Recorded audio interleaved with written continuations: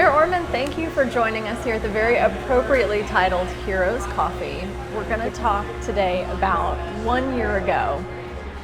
Everything really changed over the Memorial Day weekend in Bentonville. Tell me a little bit about your experience riding out the storms. So a lot of times I think people, especially in Bentonville, we're used to the storm kind of breaking up before it actually comes through, and so getting people to pay attention to that, making sure that they are notified, doing everything that we can to try to make sure we're pushing out information. And so most of that was happening for me in the basement. Just fortunately we still had our cell phones and everything to work from. The tornado hit, and immediately we all knew that it was a very serious storm, and so we all headed to what we call our command center. What was that 4 to 5 minutes like as it's passing through? And I just didn't know what I was going to walk out and see, and that's a terrible, terrible feeling. It really is a terrible feeling. We had our animals and our children all huddled in our basement, and then actually in the closet in the basement trying to stuff us all into there. So I think it's just when you can hear, it's serious, when you can hear the hail and different things, and the glass breaking and different things. We had roof damage and a fence knocked over. We fortunately didn't have a tree through our house like many did, right? And so we definitely heard it. We definitely knew it was different, and that it was serious. And immediately I went upstairs when we thought it was clear. I knew because I was getting messages on my phone that it was bad, and then got in my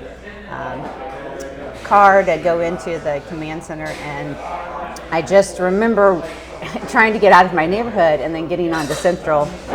I mean, there were trees across Central, right? And so that's a main thoroughway through our city, and so you could just tell that it was mass damage. And immediately our teams are coming in. We're calling all of our emergency services.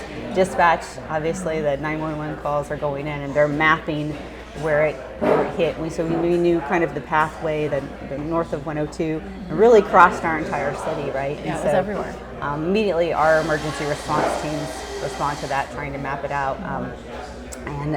It's search and rescue first, trying to make sure, and we did have some transports and different things, but fortunately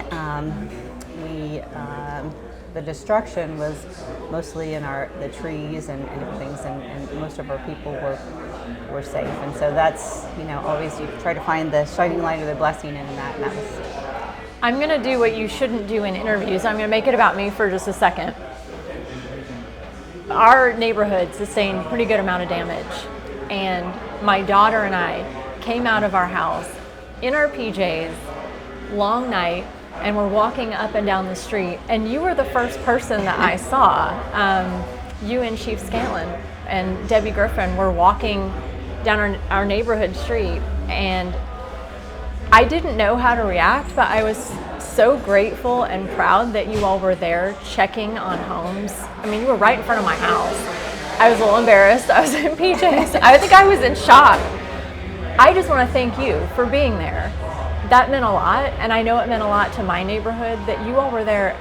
It was probably 5:30 or 6 in the morning, and you all had responded, and we're just checking on everyone. So what were those experiences like, running into people like me that were a little bit in shock of what they were seeing in the neighborhood they grew up in?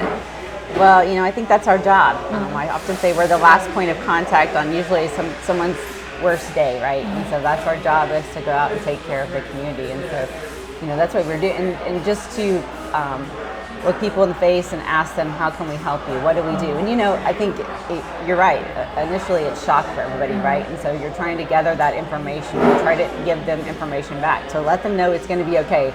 As a community, we're going to get through this, and we're going to take care of you and give you guidance. And that's what we were trying to do that morning, is just listen to people and let them know it's going to be okay, and we're going to get through this. House after house, that can't be easy. That takes a toll on you and your team. Talk about that a little bit. Our team was amazing. I mean, they were working 24/7 in those definitely that first week.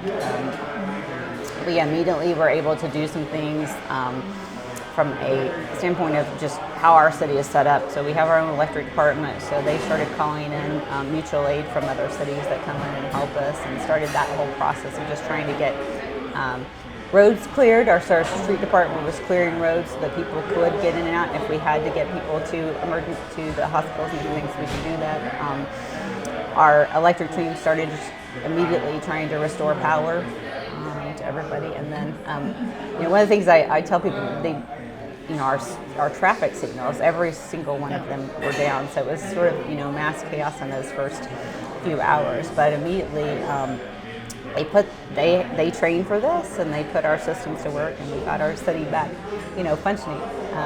It's a long-term cleanup, right?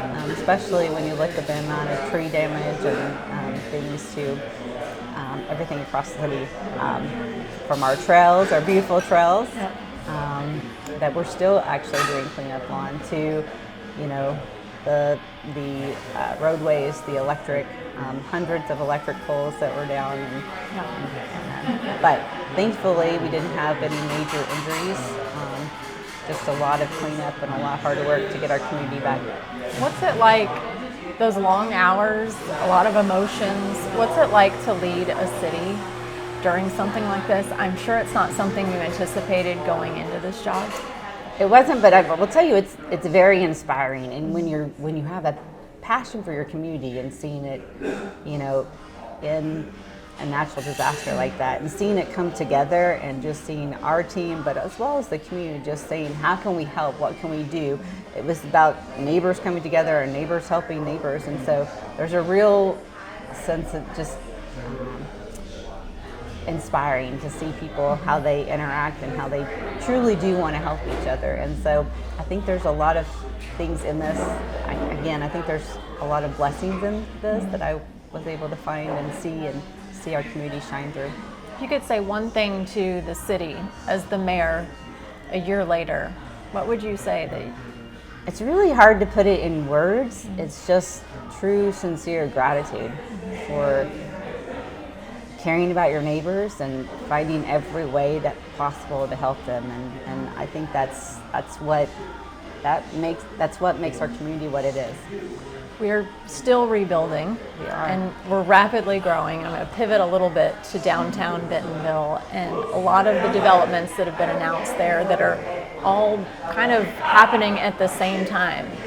So what's that vision for downtown, and how do all of these projects get us there? Well, we want a connected downtown that's vibrant and growing. It's a challenge because there's so many underground utilities and different things that you have to relocate to be able to do the developments and different things, and it's a lot of hard work. But there is a vision and there is an intentional plan, and we are working together with different developments as well as the city and on our infrastructure projects and trying to move phases of projects. It is coordinated. But we do have some challenges right now because we have some road closures, some major road closures. So. But that's where we're coming in and trying to, again, talk to our community, still having events down there, still driving traffic down there, still supporting our businesses as we move through that. It's going to be phenomenal when it's done. It's a little painful with construction. So we're asking for patience, but also come talk to us. Let us talk to you. Let us talk through the plan. Nothing's perfect. You always have construction timelines and plans, and weather, we can't control that, and so there's sometimes there's changes that happen with it, but we're going to continue to. It's about moving our community forward, creating those gathering spaces that will drive those community connections, but also the economy, and there's a game plan and an initiative around that. What do you want people to say about Bentonville 10 years from now, 20 years from now? I want them to say that it was the most livable city in the U.S. and that it was a connected community that welcomed them and grew well. And so that's our hope. Thank you so much. Heroes Coffee in honor of the heroes that responded during the storm. Thank you, Mayor Orman, for joining us. Thank you for having me.